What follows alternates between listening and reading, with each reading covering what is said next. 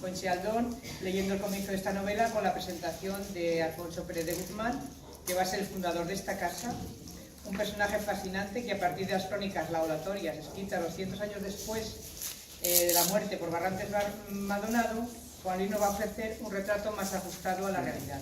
A nosotros nos ha parecido una novela con un telón histórico muy completo y como novela histórica, que lo es, lo que se pretende es la verosimilitud. Siempre recuerdo en este sentido lo que decía nuestra querida Almudena Grandes, ¿no? Si la norma de la historia es la verdad, la norma de la ficción de la novela es la verosimilitud. Así que te voy a hacer la primera pregunta y vamos dialogando, ¿no? ¿Cómo decidiste tú escribir sobre Guzmán y también dónde has investigado?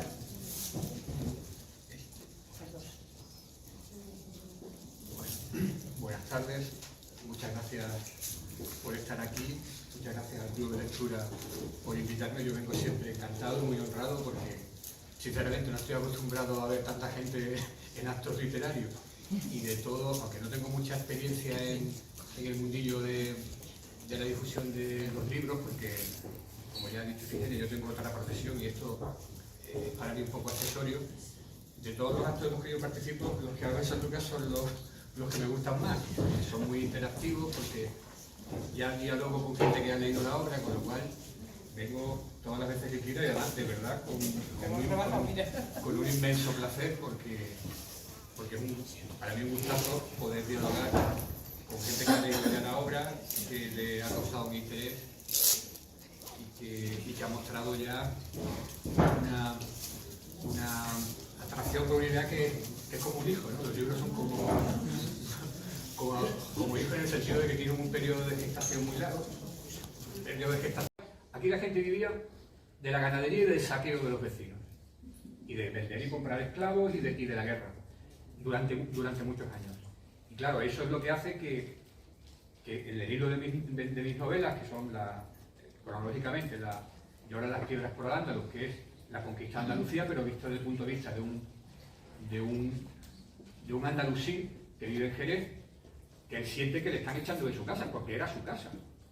Pero siempre me interesó ver cómo se veía la reconquista desde el punto de vista del conquistado. Que además, la inmensa mayoría de los andalusíes eran romanos visigodos convertidos al Islam, igual que pasa en los Balcanes. Los Balcanes no todos son descendientes de turcos.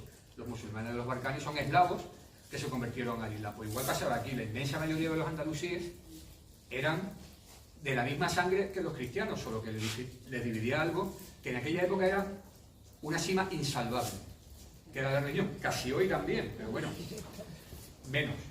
Pero en aquella época tener otra religión era tener otra visión del mundo. Por tanto era un amor imposible. Uno de los dos tenía que conquistar al otro. Pasa que tardó mucho, y se tardó mucho por las guerras, por las pestes, por toda esa circunstancia.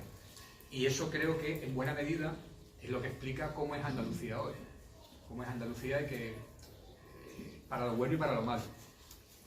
Pero yo tengo claro que quien venía aquí, venía porque no tenía más remedio. De hecho había un privilegio, el privilegio de Domicianos, que decía: hubieras cometido cualquier crimen al norte de Sierra Morena, cualquier crimen, salvo el de blasfemia y el de lesa majestad, y teníamos dos opciones: o te ahorcaban o a la frontera. Entonces, claro, normalmente entre la horca y la frontera, pues uno se va a la frontera. Pero Andalucía era un poco como las colonias penitenciarias de Australia y de Nueva Zelanda, pobladas de irlandeses y de escoceses pobres. ¿Por qué? Porque dice, bueno, has robado un pollo a Nueva Zelanda o a la horca. Pues claro, así.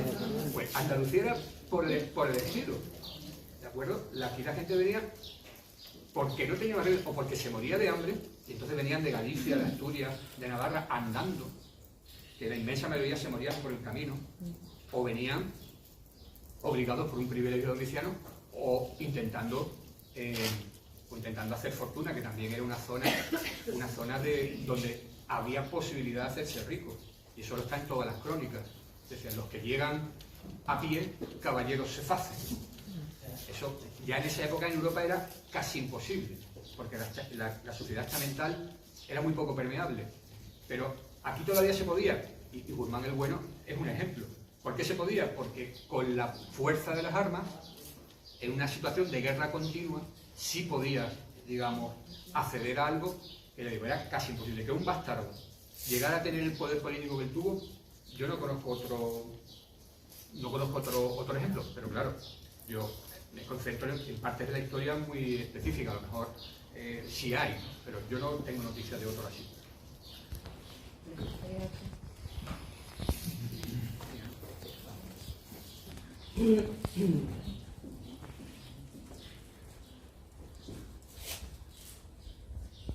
Al entrar por el gran río, que en su tramo final fluye ancho y fangoso, una vez más se maravilló mi amo de que aquel lugar tan bien ubicado y con tantos abundamientos de bienes, que empezaba a ser conocido como Sanlúcar de Barrameda, siguiera tan abandonado y desprotegido, siendo como es el antepuerto de Sevilla, su escudo y la llave de su cofre. Desde nuestra nave podíamos contemplar una abrupta meseta que se alzaba en la orilla sur del río, flanqueada por el oeste por un arroyo de mediano caudal que vertía en el Atlántico. Como en tantas ocasiones, mi amo pensaba en voz alta en mi presencia, dirigiéndose a mí, aunque sin esperar respuesta o conversación. Lo suyo era el monólogo, y lo mío, escuchar con mirada atenta y bovina, siguiendo el rapidísimo movimiento de sus labios al hablar. No lo entiendo, judío, que ni el rey ni los grandes hayan reparado en la importancia de este enclave elevado como puerta del océano. Eso es oro molido. Los moros bien lo sabían y construyeron en la cima de ese collado un ribat de 7 torres, del que ahora solo queda una en pie. Lo demás son ruinas. Hace décadas que algún poder cristiano debería haberlo reconstruido, poblado y fortificado. Y como nadie lo hace, lo haré yo, con el tiempo. Allí donde el cerro desciende en pendiente, habría de labrarse un muro con barbacana para defender al puerto. Y al otro lado, una torre como la de Sevilla, cimentada sobre el agua, maciza hasta la darbe, con una puerta en recodo para hacerla inexpugnable. Así, los bajeles tendrían abrigo seguro frente a los enemigos o los elementos. Si fuera mía esta plaza, la rodearía de la más recia muralla de tapial, con cal y guijarro, y la dotaría de un hermoso pórtico principal, enlucido de azulejo, con mi escudo de armas. Y torres, muchas torres, sencillas, con planta cuadrangular, y debajo de las piedras, un foso bien profundo. Quien se apodere de esta plaza, judío, podría llegar a ser el hombre más poderoso del reino de Sevilla, quizá de todas las Españas. Mira, mira bien esta tierra, la mejor y más bella tierra de la creación. Aunque ahora sea un carrizal abandonado, bien labrada rendiría el 40 y hasta el 50 por uno. Me he informado, el clima es suave, el agua sobra, hay muchas radas de arena donde los buques pueden varar. También corrales de pesca, abundancia de marisco, buenas zonas para la huerta, pastos. ¿Qué más cabe pedir de una heredad?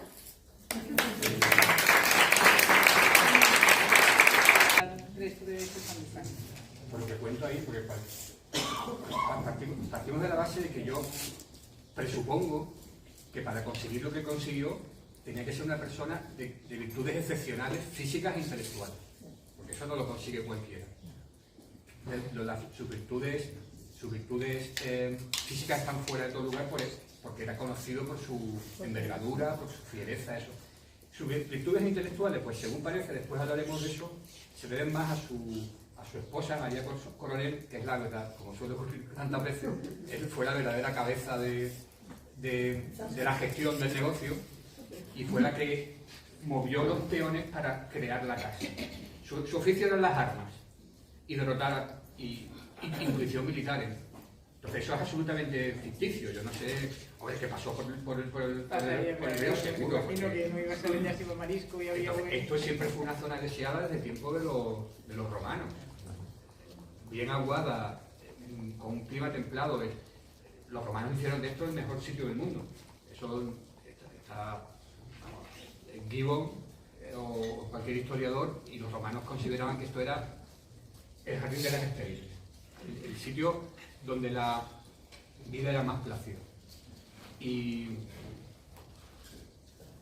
entrando en la columna vertebral del Valle de Guadalquivir, que era la zona deseada en toda la antigüedad, pues tenemos una meseta elevada, antes de Sevilla. Vamos, es que cualquier persona que tuviera un cierto instinto militar, y él debió tenerlo, pues yo quiero eso. Que además hubo un ribat, o sea, un monasterio. Un ribat era un monasterio, pero digamos como de los cruzados, pero de la parte musulmana, de guerreros de la fe. Pensemos que durante toda la Alta Edad Media, buena parte de la Baja Edad Media, Al-Ándalus es una zona mucho más rica, mucho más próspera, mucho más desarrollada en todos los conceptos que el norte de España, que es Castilla. Entonces, los castellanos cuando vienen aquí pues empiezan a encontrarse algo que no dan crédito, es decir, ¿cómo puede ser? El Alcázar de Sevilla, por ejemplo, que el Alcázar de Sevilla lo hacen Pedro el Curel ya pero la mezquita, la Alhambra, se encuentran con cosas que para ellos son absolutamente increíbles. Va muy lento hasta que se rompe, digamos, la esclusa que hay en Despeñaperros. Y cuando cae la puerta de Despeñaperros, cuando cae Jaén, cuando cae Córdoba, cuando cae Sevilla, ya, digamos, el poder andalusí se desmorona y la reconquista puede considerarse terminada. O sea, en realidad, muchos historiadores dicen que en el siglo XIII es cuando acaba la reconquista, porque queda Granada como estado vasallo. El emir de Granada era vasallo del rey de Castilla. De hecho, en la muerte de Fernando, en el entierro de Fernando el Santo en la Catedral de Sevilla, participan caballeros moros de Granada portando antorchas que iban engalanados, porque era su señor, en la lógica, su señor político. ¿Qué ocurre? Que como ocurre muchas veces en la historia de España, pues se sucedieron una serie de catástrofes que hicieron que todo eso se retrasase 250 años más, casi 300. Y no solo eso, sino que además se constituye una frontera que es la frontera por antonomasia, porque ninguna frontera entre el mundo islámico y el mundo cristiano duró tanto como la andaluza. Porque de Asturias al Duero y del Duero al Tajo y del Tajo al Guadiana no duró esa frontera 300 años. Sin embargo, desde las Navas de Tolosa hasta la conquista de Granada pasan casi 300. ¿Cómo es posible que algo que fue relativamente estable, continuado, pues que coincidieron una serie de catástrofes que fueron, para empezar, la guerra civil entre Alfonso, mal llamado sabio, porque yo creo que fue un rey nefasto por muchos conceptos, comparado con su padre, que fue el verdadero artífice de lo que es España hoy. Pero su hijo fue un desastre, era muy culto, le gustaba mucho la cosmología, hablaba muy bien gallego, era un gran poeta, pero políticamente fue un desastre. Políticamente todo lo que hizo fue un desastre absoluto. Y entre las cosas que hizo mal fue cambiar las normas de Castilla y liarlo todo.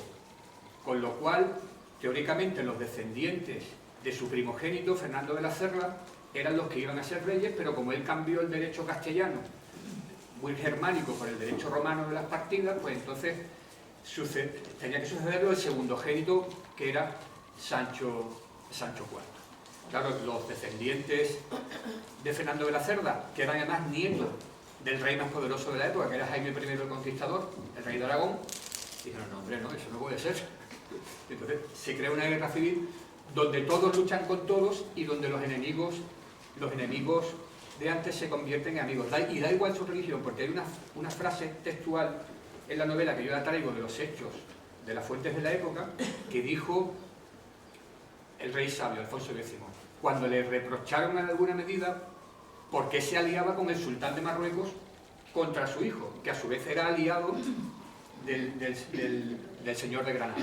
O sea, ahí había una alianza a dos bandas. Granada, parte de Castilla, uno de los pretendientes, Marruecos el otro pretendiente. Y dijo el rey, dado que mis hijos se hacen mis enemigos, forzoso será que mis enemigos sean mis hijos.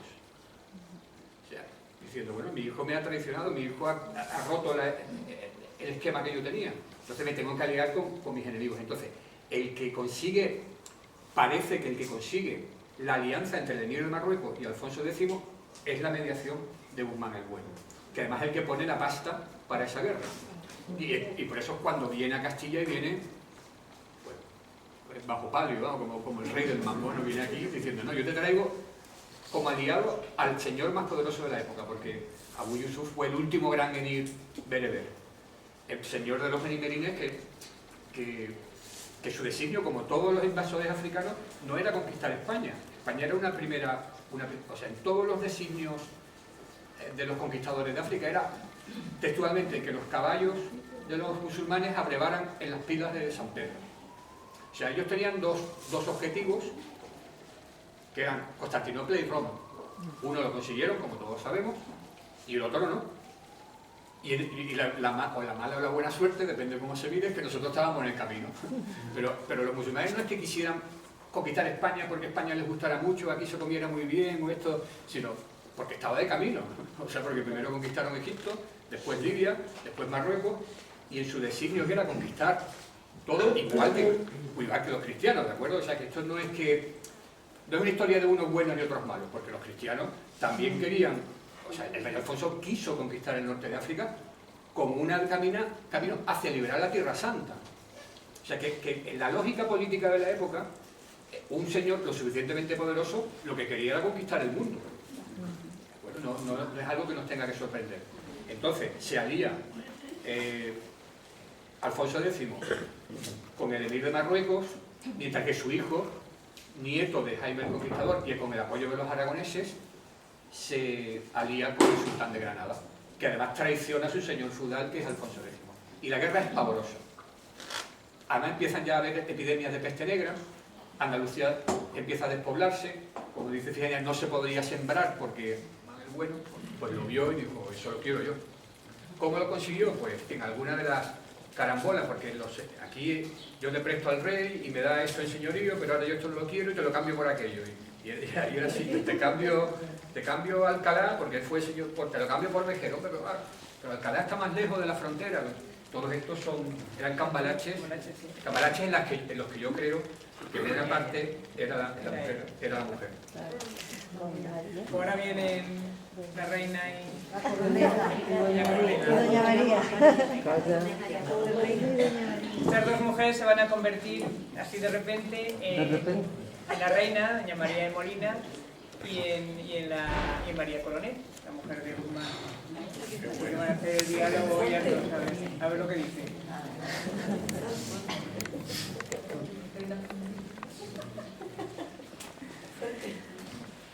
No nos ha dado tiempo a hacer el disfraz. Doña María, os quiero bien y estoy preocupada por vos. Parecéis tan infeliz. Os he llamado para que me acompañéis en mis rezos. Y una vez confortadas por la ayuda divina, si os parece bien, me abráis vuestra alma. Soy vuestra amiga. Confiad en mí sin reservas. Nadie sabrá lo que aquí se diga. Y si puedo, os ayudaré. Os agradezco vuestra confianza, mi señora, que para mí vale más que todo el oro del mundo, pero la reina padece ya suficientes males como para que yo cargue sus espaldas con mis culpas. Busco el amparo de nuestro Creador, a quien rezo siempre con devoción, para rogarle que me perdone las ofensas que le hago. Mi reina, los hombres no pueden amar como nosotras, son tan incapaces de hacerlo como de París. Los varones aman a sus camaradas, a sus confesores y hasta a sus caballos. Alcanzan a amar sus propios sueños, mas no a las damas. Ellos nos desean, porque así lo decretó Dios al comienzo de los tiempos, pero no saben amarnos, no como nosotras amamos, con todo nuestro ser, con el alma y el cuerpo a la vez, sin distinguir entre una y otra. Sí, nos toman afición y gustan de nuestra compañía un tiempo, porque cuando perdemos la sazón buscan carne joven y entonces todo lo más nos tratan como sus madres, pero no saben amar. Sus favores duran lo que dura su deseo. No sé, doña María. Yo que quedé prendada de mi esposo desde que posé mis ojos en él. y lo elegí por dueño. Bien sé que no es lo habitual, mas he tenido esa dicha. Gracias a Dios que es a la vez verdadera Trinidad. ¿Acaso vos, doña María, es cierto lo que dicen en la corte, de que no habéis amado jamás a don Alfonso como yo amo a don Sancho? Es cierto, mi reina, nunca le amé. No dejo de reconocer que es hombre dotado de notables cualidades, quizá más que ningún otro de su generación, exceptuando a su esposo, por supuesto. El Señor ha engrandecido a mi marido de todas las formas posibles, y yo debería amarle, pero franqueza obliga. Yo casé porque me lo ordenaron mis padres. Obedecí, no sin protestar, pero obedecí. No cabe, como cabe esperar de una buena hija, cuyo principal deber es no mancillar a sus mayores con sus faltas. No estoy de acuerdo con vos, doña María. Creo que lleváis demasiado lejos lo que conlleva la limpieza de la sangre.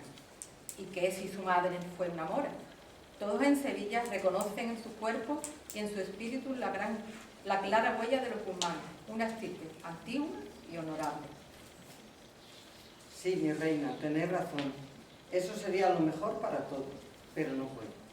No le amé y no le amo ahora. Sobre el corazón no mandan razones.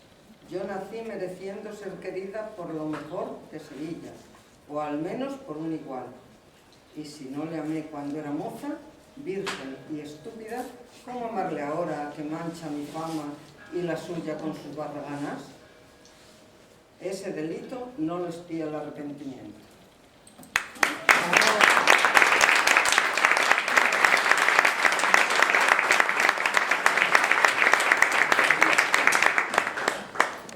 Doña María Coronel es uno de los personajes más fascinantes de esta historia, nos ha llegado al alma, vamos. El judío que la narrador va narrando diferentes capítulos y a veces con un sentido del humor las desventuras que padeció a manos de esta mujer, de María Coronel, y cómo le hizo la vida imposible a Guzmán, que terminan separándose, ya nos lo contará ahora Juan Luis. Sin embargo, en estas conversaciones con la reina confiesa la falta de ternura y amor que ha recibido de Guzmán. Y nos gustaría que nos contaras tú cómo veas tú cómo era realmente doña María Coronel. Cuéntanos tus cositas de María Coronel. Vale, a ver si consigo distinguir lo que es real y lo que me invento.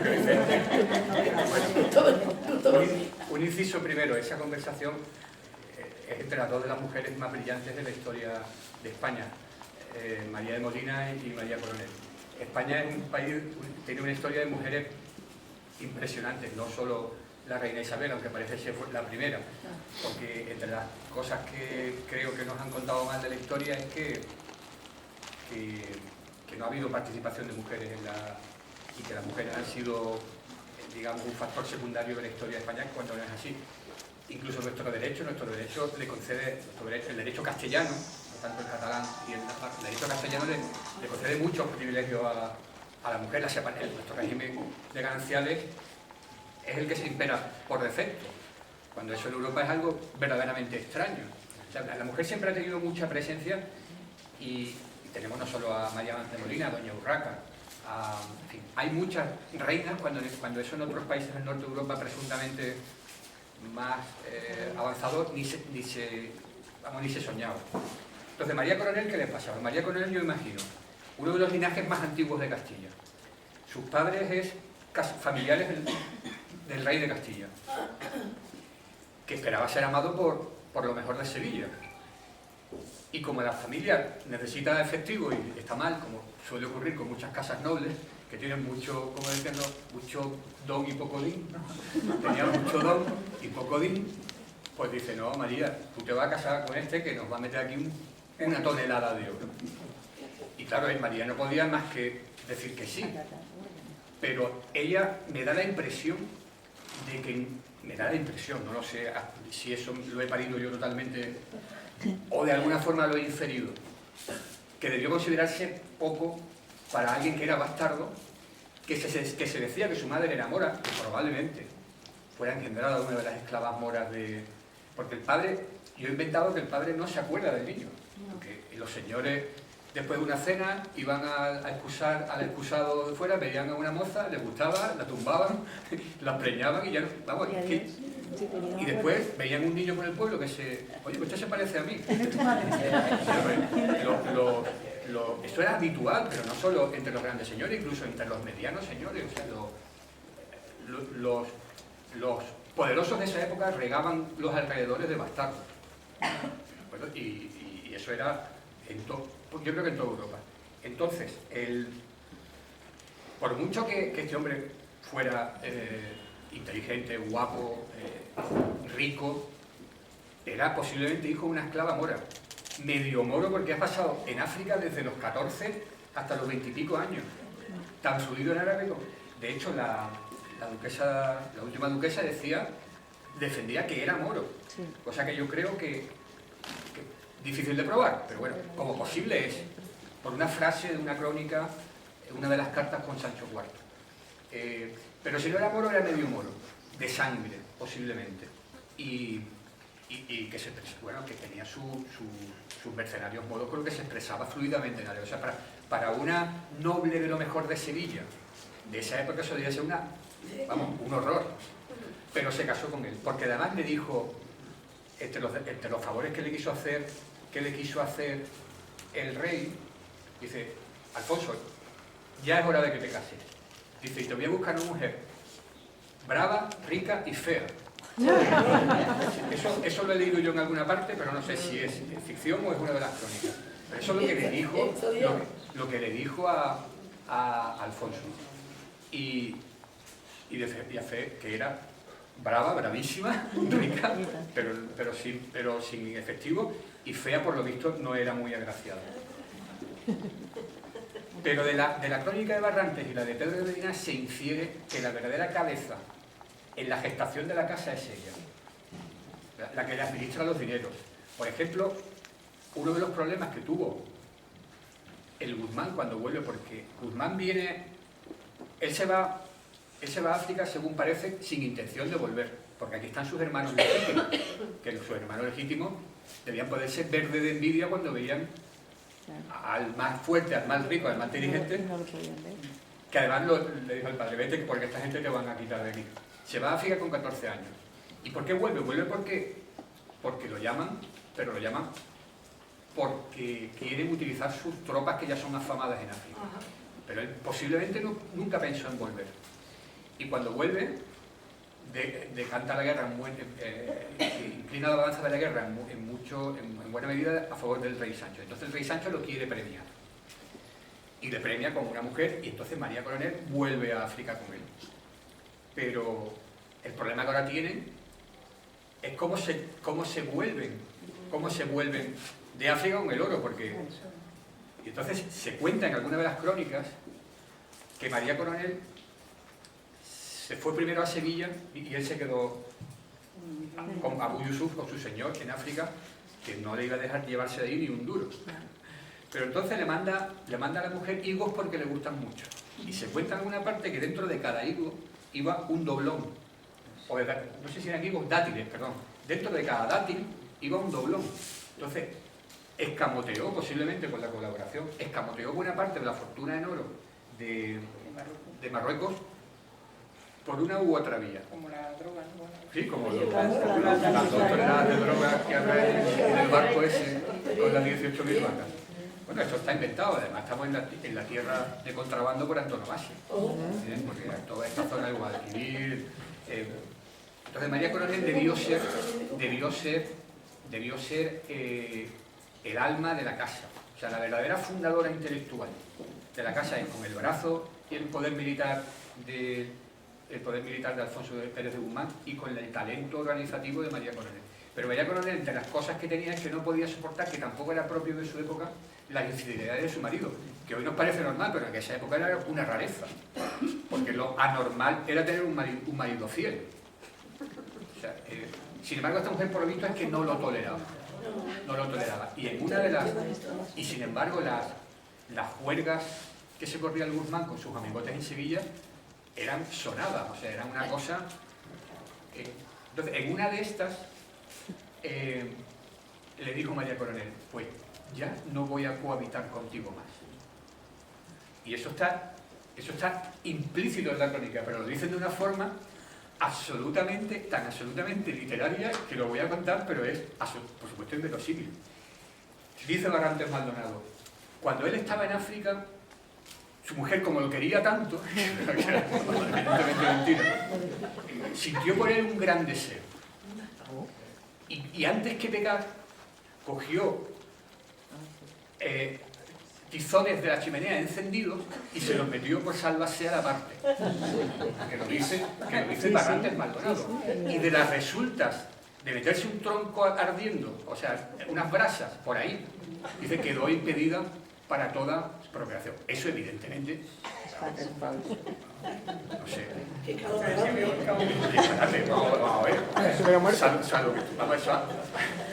Eso se le ocurre a Barrantes Maldonado y a Tarantino, ¿no? Pero eso está aquí, ¿vale? O sea, eso lo dice. Entonces yo intentando leer, ¿qué se lee ahí? Pues se lee que esta mujer no toleraría las infidelidades, que le diría, tú conmigo, ni una vez más, pero que eso en su época era intolerable. Porque los primeros que no se lo iban a consentir eran sus confesores, porque las mujeres estaban obligadas al débito conyugal. Y iba a decir, entonces, para explicar de alguna forma que esta mujer, que era brava, digo, ni una más, explicar ese cuento, que evidentemente es un cuento chino. Pero lo que sí es claro es que ella en algún momento determinado dice que ya no cohabita más con él, y que se separan. Y hacen vida separados, algo extraordinariamente raro también. Y sin embargo, ella va por su lado y él va por el otro. Y hasta el rey les amonesta, oye, que tú que estás dando escándalo. Y es lo que habla María de Molina, porque María de Molina era todo lo contrario, también muy raro. María de Molina, al parecer, estaba enamorada de su marido. Y además, y él también de ella, porque él estaba prometido en matrimonio a una mujer de la Casa de Aragón. Y la rompe el compromiso y se casa con María de Molina, con lo cual los aragoneses se cabrean y empiezan las guerras. Pero eso también era una cosa rarísima. Que unos reyes se casaran por amor, eso era tan raro como meterse por ahí un tizón encendido.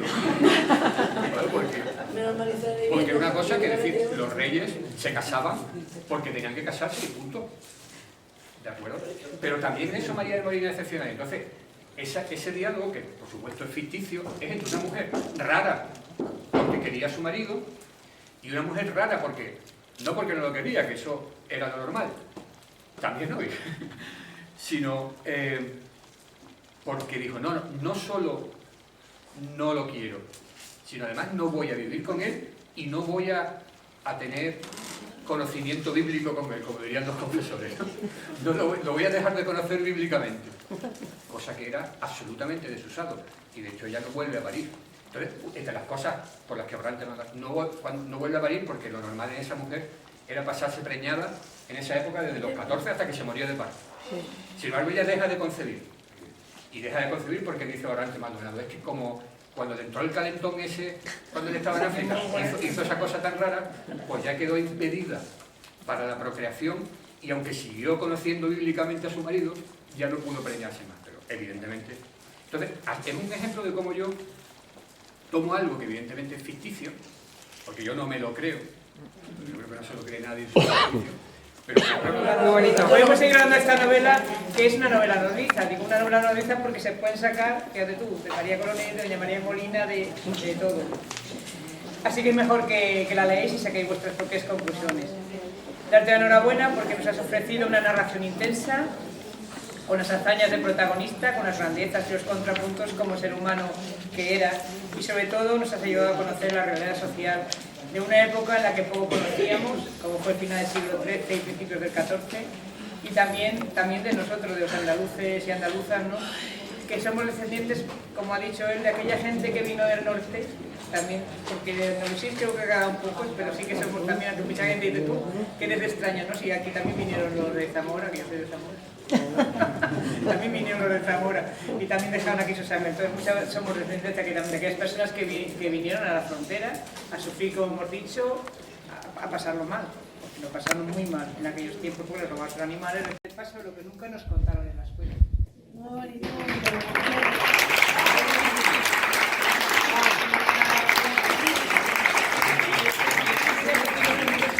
Ahora, para terminar el acto, pues ya cuando va a terminar terminar con el romance de la cristiana cautiva, que esto es un romance que en Marruecos es muy conocido.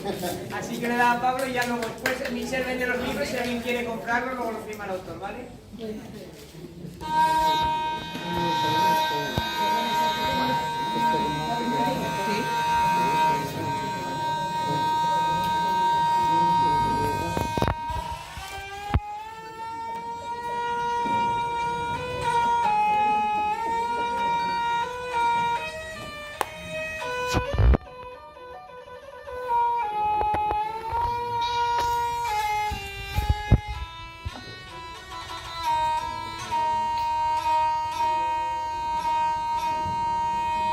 Una tarde de verano, así por la morería, y vi a una mora lavando al pie de una fuente fría.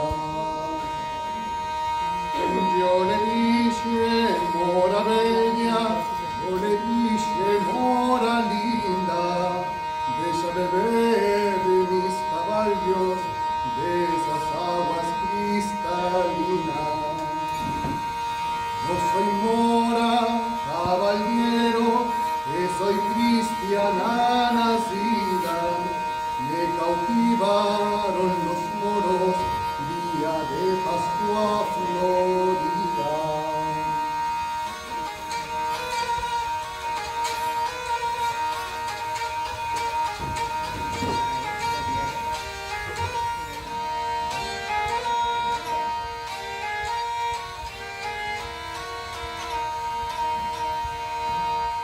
¿Qué quieres venir conmigo a los montes de la oliva? Y la ropa, caballero, donde yo la dejaría. La que es de seda y grana, en mis caballos vendrían. Y la que no sirva nada, por el río tornaría.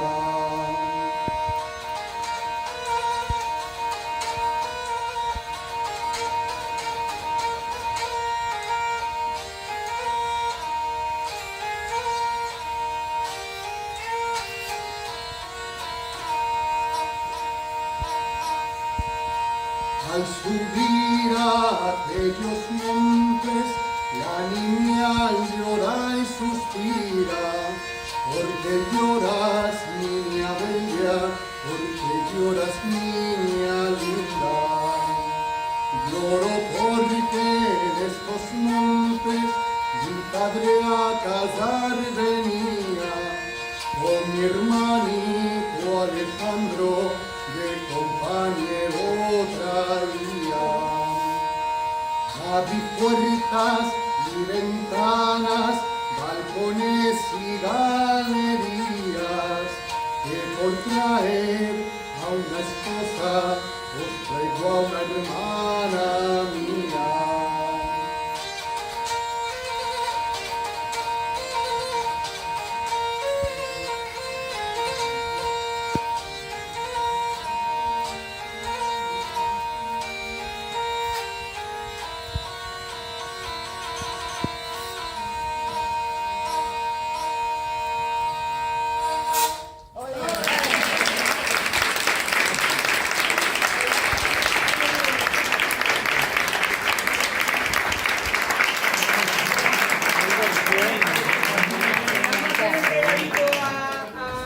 Que ha venido ¿quién tiene los regalitos? Venga.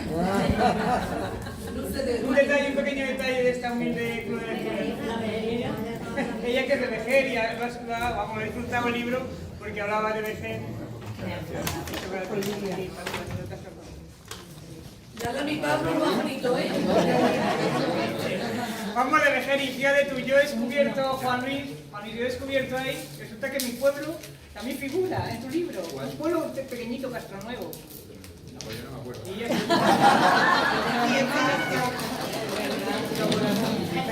yo me quedé muerta porque digo, yo no sabía esta historia.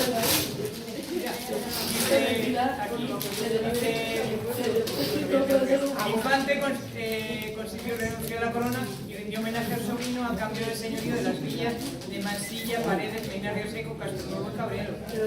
Y entonces, vamos, un pueblo que tiene nada de habitantes, y yo me he enterado por él ahora mismo, vamos, cuando he leído este libro, que esta historia tiene, que que tenemos un grupo del pueblo, yo tengo que poner. Pero si él no se acuerda de lo verdadero y lo No, sabe. pero no es verdad, porque eso sí que está documentado.